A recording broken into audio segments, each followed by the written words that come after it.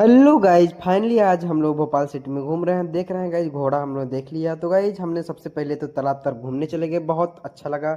इसके बाद गाइज हम लोग देखे पार्क और थोड़ा सा, फिर वेट करने लगे ऑटो का, क्योंकि हम लोग को जाना है भोपाल का सबसे बड़ा मॉल, डीवी सिटी मॉल। तो गाइज हम लोग चल पड़े हैं डीवी सिटी मॉल के लिए। ई रिक्शा में बैठ चुके हैं, देख लीजिए बहुत ही हम लोग मस्ती कर रहे हैं गाइज।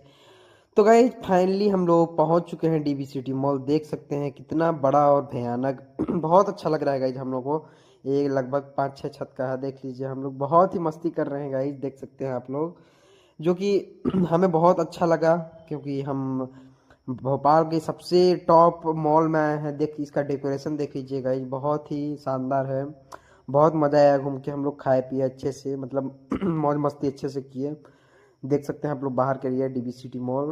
तो गाइस मिलते हैं नेक्स्ट मिनी ब्लॉग में। कैसा लगा आपको ब्लॉग?